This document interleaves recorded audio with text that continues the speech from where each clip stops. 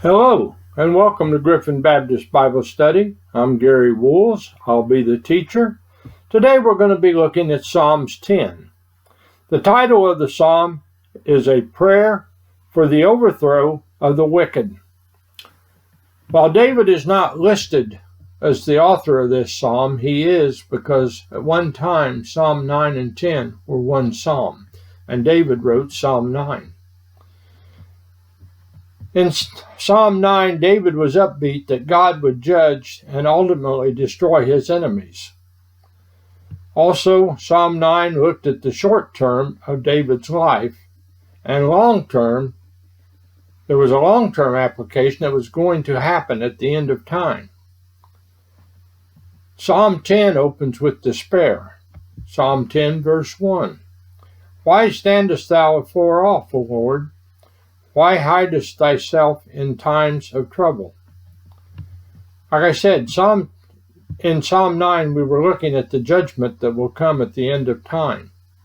Here, this verse brings us back a little bit in time to the Great Tribulation. This psalm has two applications. The first application is the short term to David and his situation. Bible scholars believe this psalm was written when Saul and the Philistines had joined forces to hunt down David. Bible scholars also say the long-term application is during the time of the Great Tribulation when the Antichrist is persecuting Israel. Of course, this would be after the church is removed. Why standest thou afar off, O Lord? Sometimes we feel like the Lord is standing afar off, but He is in control and He's right there with us. He's not hiding Himself. He does not hide in times of trouble. He is right there, and many times He is right there carrying us. Verse 2. The wicked in his pride doth persecute the poor. Let them be taken in the devices that they have imagined.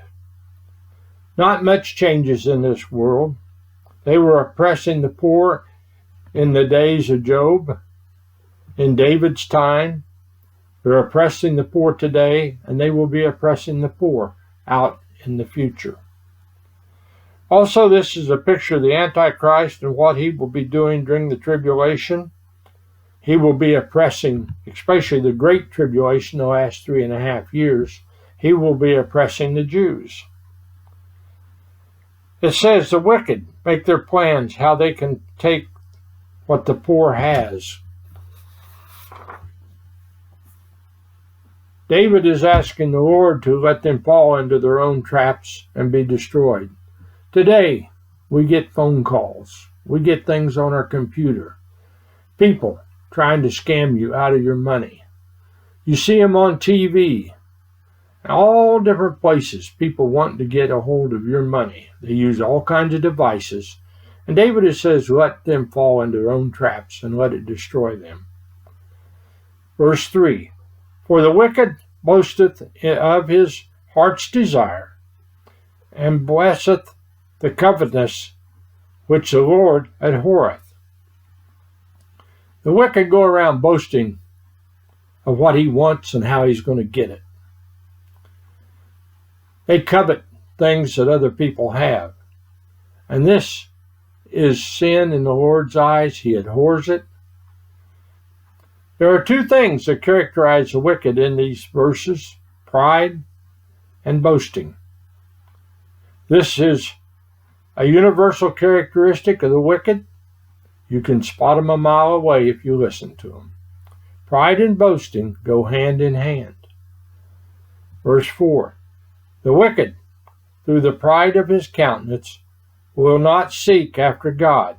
God is not in all of his thoughts. Again, this is true of the wicked in the past, today, and it will be the attitude of the Antichrist and the wicked in the future. They go around and they have no thoughts of God or what that he would do anything to them. Israel will be saying the same thing during the Great Tribulation. Also, God says this about man's heart in Genesis chapter 6, verse 5. And God saw the wickedness of man was great in the earth, and that every imagination of thoughts of his heart was only evil continually. His ways are always grievous. Thy judgments are far above out of his sight. For all of his enemies he puffeth at them. He has said in his heart, I will not be moved, for I shall never be in adversity. God saw the wickedness of man, and like he said, he sees the heart, and it was only evil continually, man's thoughts and actions. The evil are always devious in what they do. And their judgments, they keep out of sight. They like to hide it. They like to do things at night. And they puff at their enemies. They puff at God. He has said in his heart, I will not be moved, for I shall never be in adversity. This is the way the wicked views God and his ways. They think God's judgment will not touch them. The same is true of Satan and his crowd, the angels that went with him. But God touched them. Many of them are right now bound in chains in Hades. This is a picture of the Antichrist during the tribulation, and it will be so for 7 years until God steps in. The Antichrist is going to thumb his nose at God, blaspheme God. He's going to oppress Israel, but God will step in and deal with it. David has a good understanding of what's going to happen in the future, and he is writing this psalm to encourage us and the Jews. His mouth is full of cursing and deceit and fraud. Under his tongue is mischief and vanity. Verse 8, he sitteth in the lurking places of the villages. In the secret places doth he murder the innocent. His eyes are privately set against the poor. Verse 7 is a good description of the type of language the wicked used and the things they do. They blaspheme, they curse, they do all kinds of things. They did it in David's day, they're doing it today, and it will be the same out in the future. Verse 8 is a picture of the way those who committed murder openly operated in the past. They do the same today. They hide, they ambush people, they prey upon the innocent to rob them and kill them. Murder will be going on, killing will be going on all throughout history. Verse 9, he lieth in wait secretly as a lion in his den. He lieth in wait to catch the poor. He doth catch the poor, when he draweth him in to his net.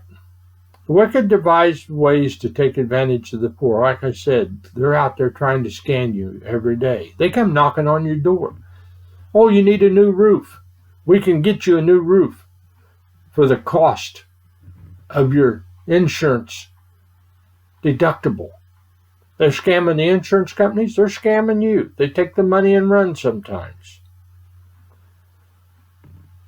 There's a couple ways I see on television that they're trying to scam people, the poor in particular.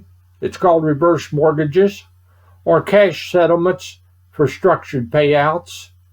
They say, oh no, we're not there to take your home or your money, but that is what happens in the end. Verse 10, he croucheth and humble himself, that the poor may fall into his strong ones.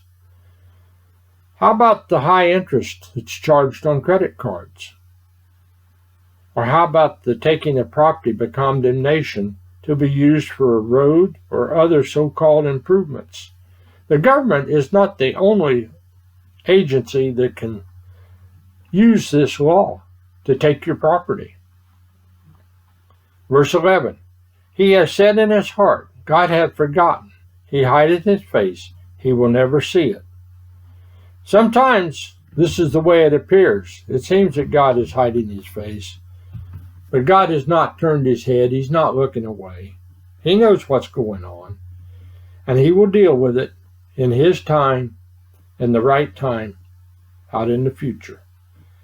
It may be at the end of the time, at the great white throne of judgment, but God will not let the wicked go unpunished. Verse 12, arise, O Lord, O God, lift up thine hand, forget not the humble. The humble here is those that are saved, also the poor. David is calling on God to rise up against the wicked in his day. We cannot pray this kind of prayer, or we cannot ask this of the Lord, because today we're told to pray for our enemies. But this will be the cry of the nation of Israel during the Great Tribulation. Verse 13, wherefore doth the wicked contend God? He has said in his heart, thou wilt not require it. Like I said, the wicked thumb their noses at God, saying he is not going to do anything to us or to stop us. He doesn't care. They will find out. Verse 14, thou hast seen it, for thou beholdest mischief and spite, to require it with thy hand. The poor committeth himself unto thee. Thou art the helper of the fatherless. I believe this verse covers more than just the poor and the fatherless. God has been the defender of his own people throughout the ages, the Jews and the born-again believers. And he will continue to take care of his own right up into the end of this old temporal earth. And when I say right up to the end of this old temporal earth, I'm talking about when it passes into eternity. Verse 15, break thou the arm of the wicked and the evil man, seek out his wickedness till thou find none. Like I say, this is a prayer for the end of the world to come, because it's saying, put the wickedness down and do away with it. We cannot pray this prayer, like I said, because we are not to ask for hurt for our enemies. And you got to be careful when you pray for the end of the world, because you need to understand you're asking for the church to be raptured out. And when the church is gone, the Holy Spirit leaves, evil will run rampant, and those that did not know Christ as their Savior will be left behind. Our family, our friends, our co-workers will be left behind that don't know the Lord. Verse 16, the Lord is king forever and ever. The heathen are perished out of his land. Again, this is looking out into eternity, because that's the only time this will happen. At the great white throne of judgment, the lost will be condemned to hell, the second death, eternal separation from God. For the Lord hath heard the desire of the humble. Thou wilt prepare their heart. Thou wilt cause thine ear to hear. Again, this is the prayer of God's children, and it is the prayer that they will be lifting up out until eternity comes. Verse 18, to judge the fatherless and the oppressed, that the man of the earth may no more oppress.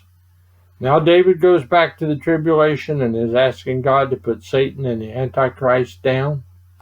But in our day, we are asking the Lord to help in this time of trouble, in our times.